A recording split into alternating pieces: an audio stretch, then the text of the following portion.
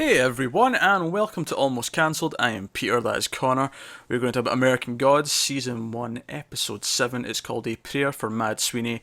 Full spoilers for the episode, as always. Apologies, this one's a little bit later on the Monday than it typically is. It's E3 this weekend, getting into the start of the week. And if you're familiar with video games, you know it's a very busy weekend, and we had to squeeze recordings in around press conferences and all sorts of things. Because that's the thing. But here we are. So this is episode 7. Next week's the finale, if I remember correctly. It is, which makes this episode particularly strange. It does make this episode really strange, because this episode, it's kind of like episode, was it 3? Was the Yeah. previous Laura episode. Not that this is, I mean, it's partly Maybe Laura. 4. Yeah, 3 or 4, whatever one it was. Yeah. It feels like a sequel to that almost, or a spiritual sequel to it. Yes. Although I'd say it does more for Mad Sweeney than it does Yeah, for her. I would say it as a is character. the Mad Sweeney episode. It is, but you feel like it's hers as well, because in the present day, we only see her and him. We never cut to Shadow or anything. And then in the flashbacks, she's playing another character. It's the same actress, so it feels like just equally her episode, even though it's not really her kind of thing. But yeah, so yeah, it's a weird placement right before the finale. It kind of reiterates kind of one of my kind of fear / complaint, where the season itself doesn't really have a momentum.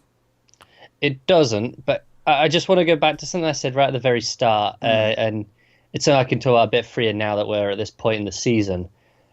I said how the book was kind of just a journey.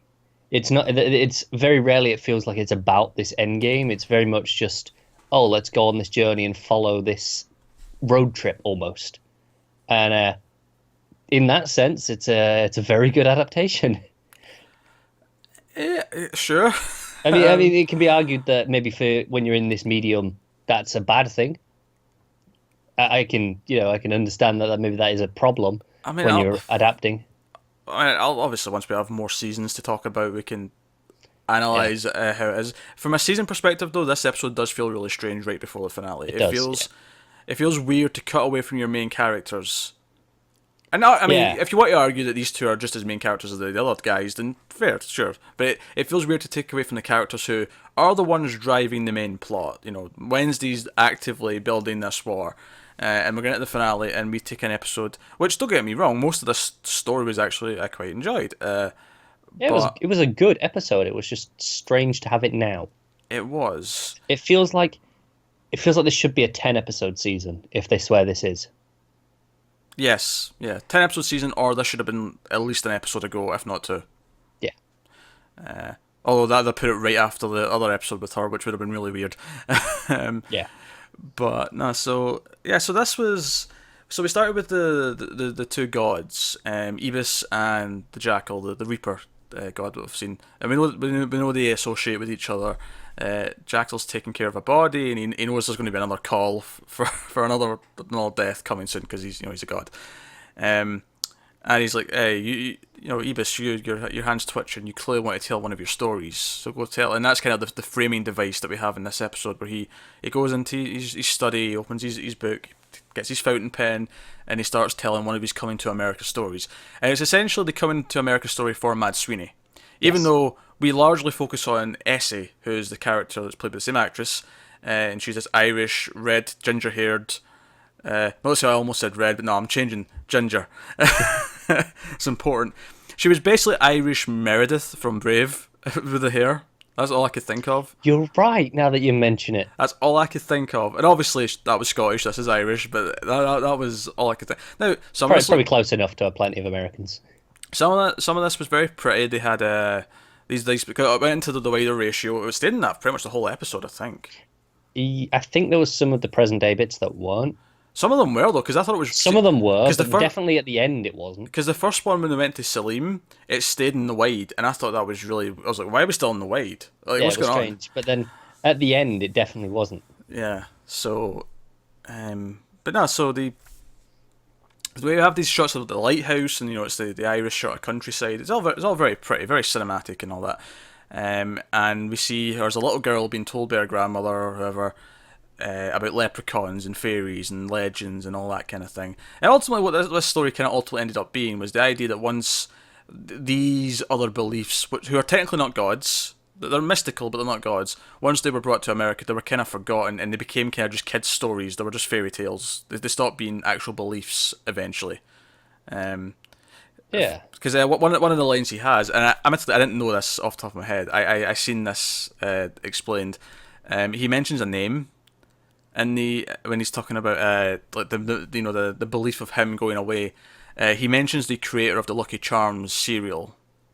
And that's kind of like what Americans think of first when they think of leprechauns. That's the first thing that comes to their head. I think of Warwick Davis trying to kill people, but I mean that's just me. That and pots of gold. Yeah, pretty much. But the idea that it stopped being a serious belief and it became just a little kid's story that you tell kids to entertain them. Yeah, yeah, I get that. I think it's also interesting the idea that, like you say there, that even if by the end of her life she's not really thinking about it, it's just she brought him there. She was in his heart, in her heart. Yeah, because he says you and others like you. So there's obviously some people have came across.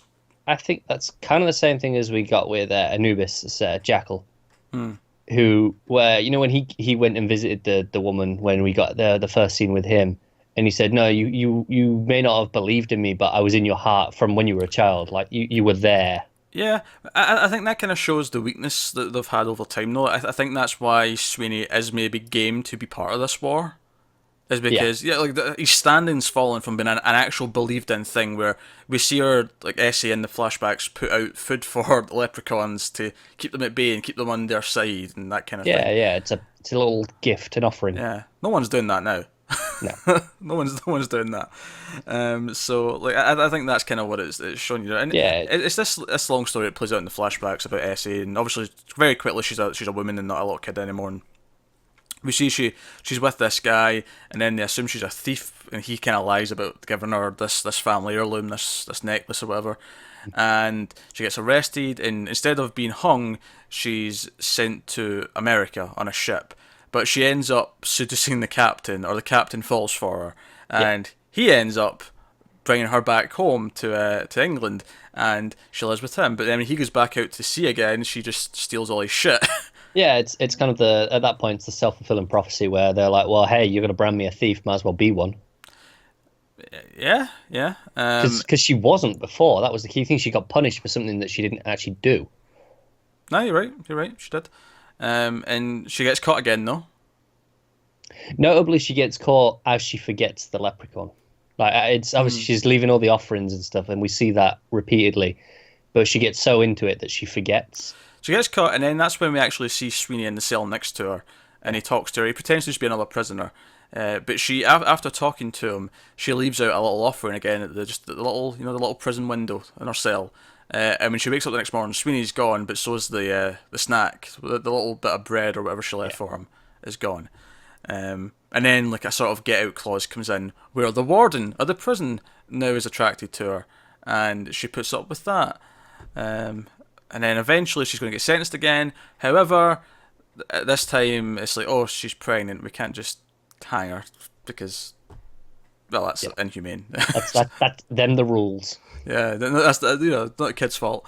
So she's again sent off to. I actually kind of like the idea that she kept almost going to America and then coming back. Didn't quite get there. Yeah, there's something kind of funny about that, I think. And I'd like to see that represented in some of the gods, like where they didn't quite get there, but some morphed version of them did, and they're very different to what they should have been. Yeah.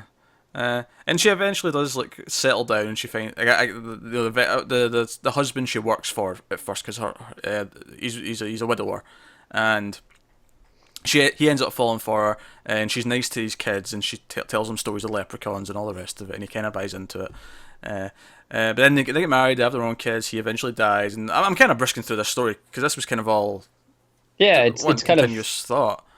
Yeah, it's one of these things where it's kind of irrelevant later on. It's just the meaning beyond it. Yeah, because that's all happens, and she's telling her kids these stories, and then it cuts ahead again to when she's a grandmother. But at this point, the stories have become not real beliefs, and it's seen as these stories. Yeah, it's become stories essentially. So she doesn't say it anymore, and we see her on her sort of deathbed. She's dying one night, and that's when Sweeney shows up once again to sort of guide her beyond, as it were. And he's a much more pleasant fellow in this flashback. Now, obviously, that may give you a bit of sympathy for him, but obviously, the other thing that gives you sympathy for him is in the present day. Because in the present day, we do learn, one, that he actually is responsible for her death in the first place, which makes his constant dead wife mockery a little almost cruel. But I actually hate her guts, so I'm okay with it. Yeah, rip her to shreds. What I'm not okay with, even though this is the moment of sort of redemption where he's got a heart, really. Because they crash the van, which a bunny pops out. I'm pretty sure, because I know the god of Easter or something's showing up soon, so I'm expecting shenanigans with this bunny. But she ends up like she's sprawled across the road, her stomach's all open, the stitching from her autopsy is just completely flapped open, and the coin's on the road. Yeah, that's a pretty cool image. But he picks up the coin, and there's this moment where he remembers being responsible for her death, and it's not just that he's making a deal. He's not just going to resurrect her because he's like a man of his word and he made a deal. It's because, no, he's responsible, he feels responsible, and he actually puts the coin back in. He makes that choice. Yeah, it is a big moment for him, isn't it? Yeah, because I mean, as funny as he's not really been a character up until... No, like, he's kind of been the sidekick. Or he's been a character, but he's not been a person, perhaps, is maybe a more accurate thing to say. Yeah, that would be fair. Because he's got his quirks, he's got his jokes, and you expect him to say certain lines, but... Yeah, but we've never had any motivations from him. We've never got anything that understands why he does anything he does, what he's thinking. No reason to care about him, really, beyond just, he's entertaining, so... I mean, and he has been entertaining, which is great. And that's enough for up to this point, frankly. Yeah. Again, it's a weird episode to place this story, but I probably did enjoy this more than the last couple, I'd say. Yeah, maybe. I think a big thing was a lot of the imagery and the Ireland stuff was really nice. I really liked the Irish music that was playing during the flashbacks, the bagpipes and the flutes and all that. Yeah, it was really nice. That was really nice stuff. So no, I enjoyed that, and I think it's nice to actually give Sweeney some of this care. Admittedly, from a personal point of view, I'm like, no, just let her die. It's fine. I mean, you say that. She did do the nice thing with Salim. She's like, no, she got where they are, the big house on the rock. It's like, right, just go there. They did. And it was actually really funny as he's going away. What was it he says to Sweeney? He's like, oh, you're not a pleasant person. And he walks off. Yeah. It was the way he said it really cracked me up. That's good. I assume we're heading to the house on the rock next. Oh, it's the finale. I imagine it has to be. Yeah. Like that's a... I mean, we talk about how that's where they are, so that's presumably where we're going to go. And I feel like this season's going to end now with just the meeting and go, right, this is cards on the table. This is the situation. Yeah, I could see it just being the opening monologue of this meeting and then cut to credits. Like I could really see that being the ending. Could be. I might be wrong, but I could see it happening. I like that she steals an ice cream truck because it's cold and it helps her stay from decomposing. That's pretty cool. And even in fact, they all like when it tips over, you see all the stuff coming out of the freezer and it's all falling out and all the rest of it. I like that stuff. So no, I really like the music. I like I mean, the show's often felt very film-like, but all this Irish stuff and all the flashbacks and stuff in the boats. Yeah, and all that, especially with so much of it in that ratio. I think having the same actress, I think obviously is maybe his sympathy. I don't think she's a descendant of Essie. I don't think that's what they're saying necessarily. I think it's just a case of they're kindred spirits. They're similar. Yeah. I think it's just their way of being really clear that she is representative of her, sort of thing, in this story. Yeah, and I think that's ultimately maybe he remembers when he was a better leprechaun, essentially, and he. Yeah, I think it's the idea that at the time he appreciated those who did believe in him because they gave him strength. That's how he exists. But the idea that after he just became stories, he just became this joke. He's kind of gotten bitter about it. Like he's lost who he was because now the perception of him is just this joke, and that's kind of what's left him how he is now. Yeah, no. And Laura, for all her faults, she doesn't like look at him and make these jokes. I mean, she does it a little bit cynically, but she doesn't look down at him for it. Not for being a leprechaun. No. But I think that's. She beats the shit out of him and whatnot. Sure, but that's just because of who he is, and I think that's different. I think the idea that she's like, oh, so you're a leprechaun. Yeah, okay, whatever. And she doesn't, like, completely dismiss it. She doesn't go ridicule him for it. To be fair, she has met a god and came back from the dead. She is in a Right. position to believe it a bit more than most people. Well, no, exactly. But I think that's why he has this sympathy with her and why she reminds him of Essie, because it's this someone who doesn't look down on him for what he is, who just accepts that, oh no, he is probably that. Essie is more likable than Laura. Not Oh completely, yeah, sure. but there was definitely, you know, She some doesn't of do her. anything as bad though. No, she doesn't. She doesn't. It's a little bit of a shame that her Irish accent is better than the guy playing Sweeney. Yeah, that's true. I don't know. Is Emily Browning from somewhere? Not America. Just She I'm could checking. be.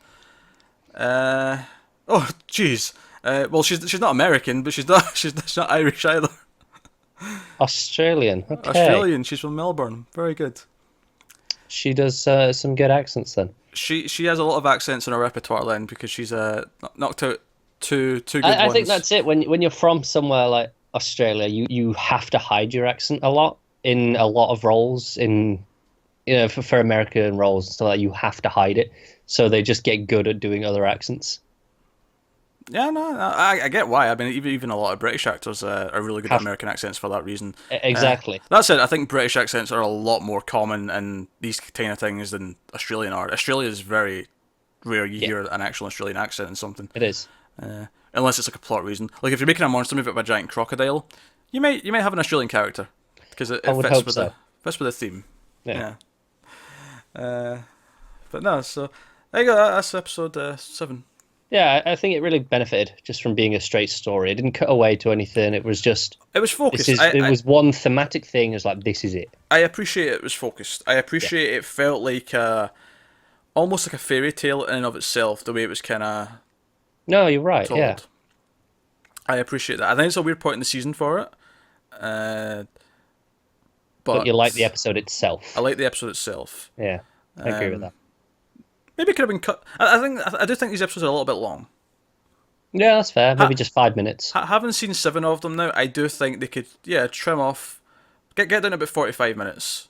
Yeah, I think it would just help the pacing a bit. I can see that. They're There is always just a moment where you go, "Oh, this is still going." Yeah, it's just a touch too long. I think there's the pacing of not every. I think some scenes are paced fine, but some scenes maybe could use a little bit of trimming, and it would just tighten up a little bit. But because they're on cable, they feel like they can fill the hour. Yeah, they do this, don't they? Where it's like, "Oh, we can, so we will." They don't actually think of what we should do. And not to be up Twin Peaks' ass, but Twin Peaks is a full hour every week, and I never feel it. So I think you know your own pacing, and you work work with to it. Yeah. Yeah. So there you go. But that's American Gods episode 7. Let us know what you think of the episode in the comments below. Like, subscribe, all that stuff helps us a lot. Get us on Twitter at mailed_fuzz for channel updates. If you want to support the channel, go over to patreon.com/mailedfuzztv. See some of the bonuses on offer over there. But otherwise, guys, that is us. So thank you very much once again for watching. We'll see you next time. Have you got any vanilla?